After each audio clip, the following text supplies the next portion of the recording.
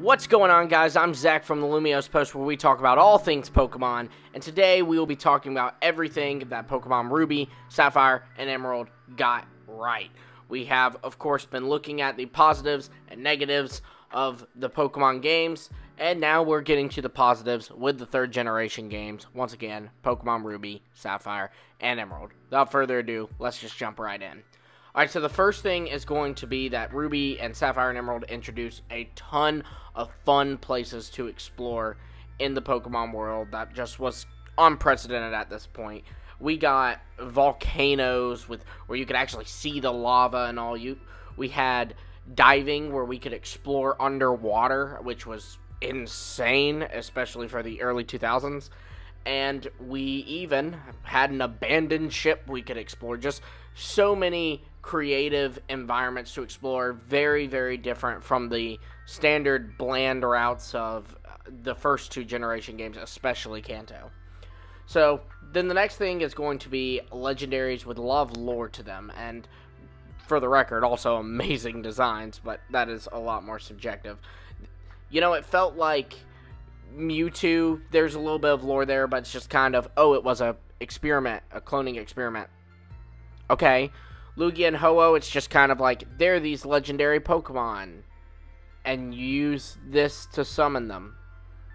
Okay, but Kyogre, Groudon, Rayquaza are given this backstory about how Kyogre and Groudon are like natural enemies, and Rayquaza is the one that quells them, and you have the Lotties, where they're also amazing designs. You have the Reggies, which are these ancient, like, almost deities. They're these ancient titans, golems, whatever you want to call them. They're trapped in these caves, and you have to do all these tasks to solve them. Just, this is what Legendary should look like, in my opinion.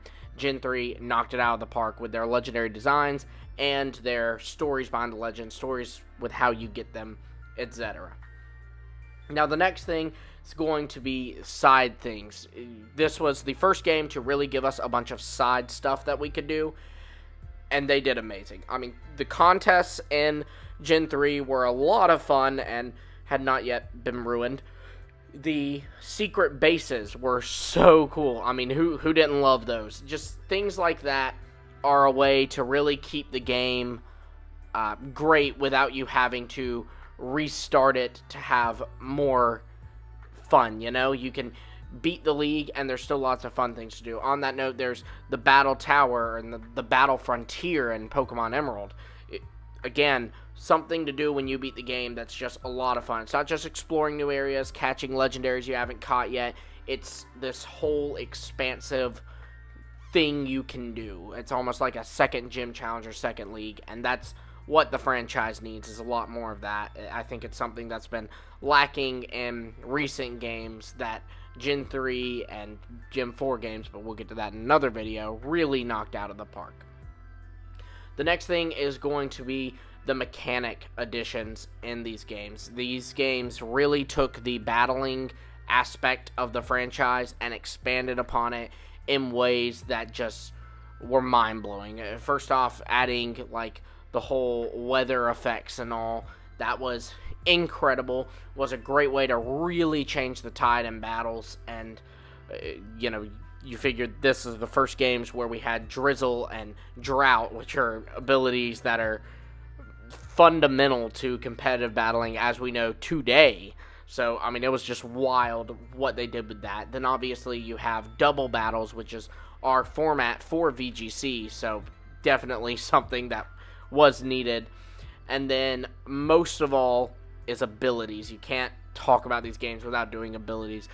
Giving these Pokemon traits that are maybe not exclusive to them, but at least special to them and a few others that can really change the tide of battle was a great way to refresh some Pokemon that maybe were falling behind, and also allow for unique strategies going forward. You know, things like giving a Pokemon with Intimidate U-turn or something, you know, that allows you to be able to make use of its ability more. You kind of can just cater moves completely differently because of the double battles, abilities, and weather. And again, just was a great shake-up in the metagame that was absolutely needed.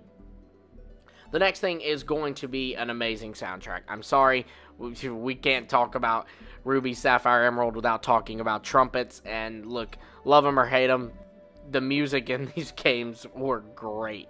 I absolutely love it. I think this was kind of the beginning of Pokemon's, like, music hype, I guess I would say. Like, this is where the music not peaked, but started to get very unique and feel a little different. I think that the music and the Gen 1, 2 games are great, but this is where I feel like they got creative with it.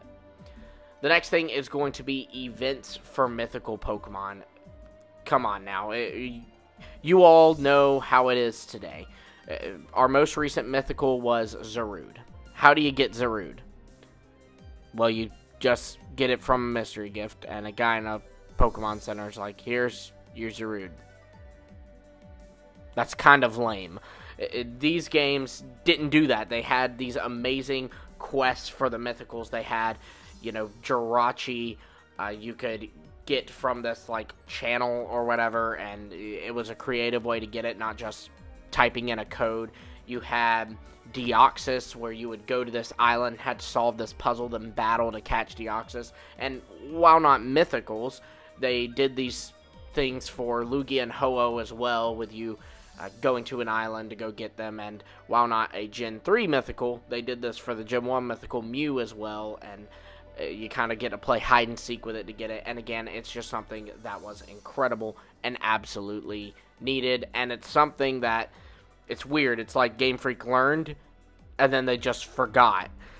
Hopefully the mythical quests in Brilliant Diamond, Shining Pearl, which were just remakes of the Gen 4 ones, and in Pokemon Legends Arceus, is a sign that Game Freak is starting to turn back around on these mythicals and give us the quests that we want, not just handing us the Pokemon, because how is this Pokemon so special if you just hand it to us for free, you know? Now, the last thing that we have to talk about is easily the biggest thing about Ruby and Sapphire, the biggest positive from these games, and that is Pico. Look at it. He's gorgeous. Wait, I think Pico's a she. Well, there you have it, guys. That's everything that Pokemon Ruby, Sapphire, and Emerald got right. Be sure to let me know in the comments down below some things I missed, things that you think were great about these games, or things that I mentioned that maybe you think sucked about these games. Be sure to also like, subscribe, and hit the bell for notifications so that you stay up to date on all things Pokemon that we talk about here on the channel, including future videos in this series. Until next time, I will see all of you later.